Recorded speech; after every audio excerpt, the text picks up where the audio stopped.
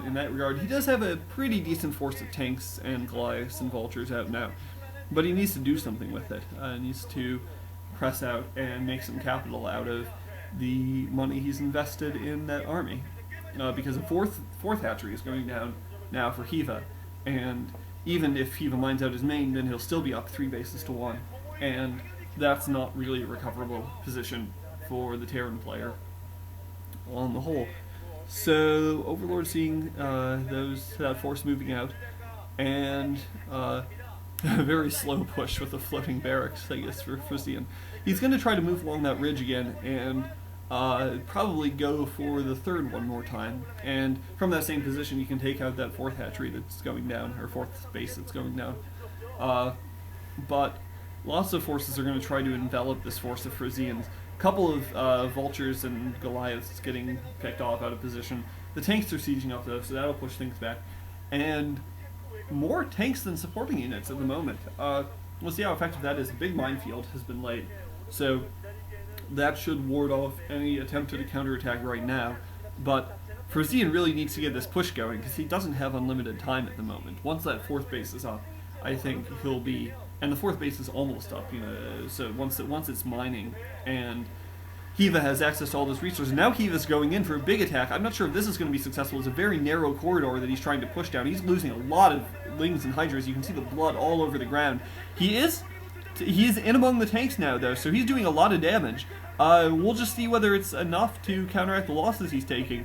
The Zerg can afford to trade armies, and it looks like that's exactly what he's going to do. He's got more forces coming in from behind. A few tanks are surviving, but, well, most of Frozean's force went down. I'm not sure whether that's a victory for Hyvaa or a victory for Frozean, but I think on the whole it probably favors Hyvaa, because if nothing else, it buys him time now to get that 4th base up and running, get his macro going, and claim that economic advantage. It looks like there might be command center going down for Frozean though now. I see a little spot of purple at the inside 530 or so. But that position is very out in the open, and the Hydras will probably be able to go in and pick it off. Oh, and there's another command center actually there, so that's why he's trying to claim that ridge, to protect the 9 o'clock expansion. Sorry for not seeing that, but he is mining there now. So that's something for Frozean. I don't know if that position has gas. I think it might be a mineral only. So Terran mech build does require gas, and he's going to have to press out and try to get that going soon. Oh, and that spot I guess I was looking at the inside 530s, I think is floating barracks. But Frozean at least does have a source of minerals, so he can, if nothing else, keep pumping out the Vultures, which is decent as long as he can keep his tank force together. But more Hydras moving out to pick off those mines. And, well, we'll see.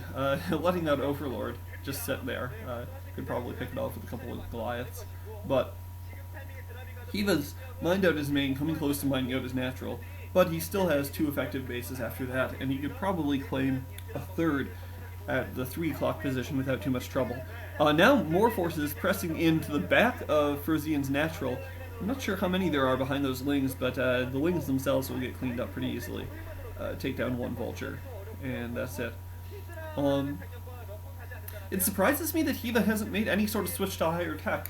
He's feeding off a pretty significant economic advantage. There is a gas there, and I'm surprised that Frozean hasn't tried to cap it, because I'm assuming that at least one of his geysers is mined out by now, and he could probably use that extra gas. Okay, now finally Hyvaa making the switch to higher tech, and getting the Defiler mound out, and that'll make those lurkers slightly more effective, particularly if had more of them. I've only seen a couple at a time so far. Now, Hyvaa pressing in from the back, he's going to be able to take down that tank, I think, but another tank in the back, pretty damaged, but Frozean will be able to fend this off. Alright, 3 lurkers going down. They'll take down some SCVs probably, if Frozean doesn't run his SCVs until he's lost about 8 of them. But the lurkers do get cleaned up. Those SCV losses are, well, that base is very, very saturated to begin with, so the SCVs aren't necessarily the end of the world for Frozean. Big force of Hydras pressing down now, though. Excuse me. And Frozean is still very much on the back foot in this game.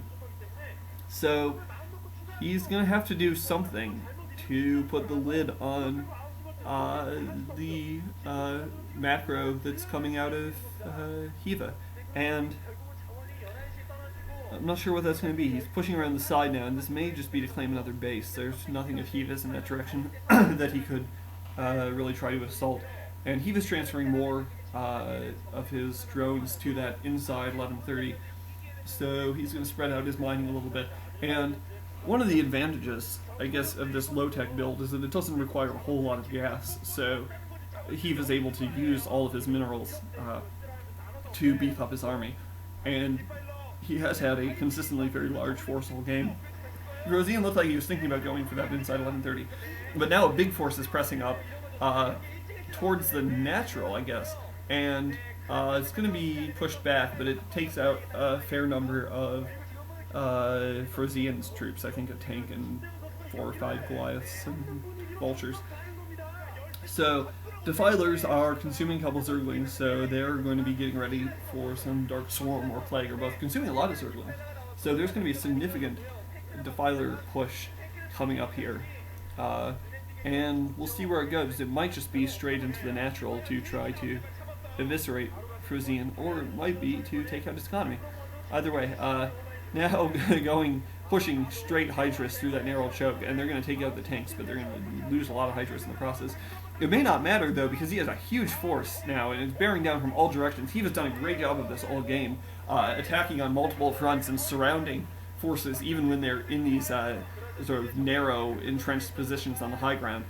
And I don't know if Frozean has anything left besides these couple of tanks. I don't know where the rest of his forces are, but if he can't defend the space, that's going to be kaput for him.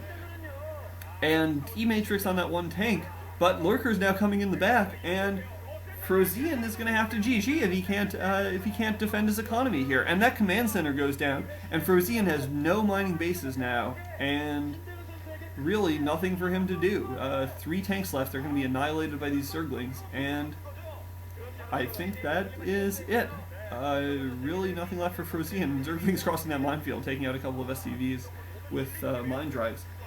But yeah, all of Frozean's SCVs are mining that depleted geyser at his natural, and I don't know why he's not GGing. Maybe he has knows something that I don't, but he has no minerals, and he's playing against a 3 or 4 base Zerg. So, and now Hyvaa is pressing up, and Frozean does GG. So the second set goes to Team eStro, so it's all tied up at 1-1 going into the third set, and I'll see you there. This has been Hamilcar.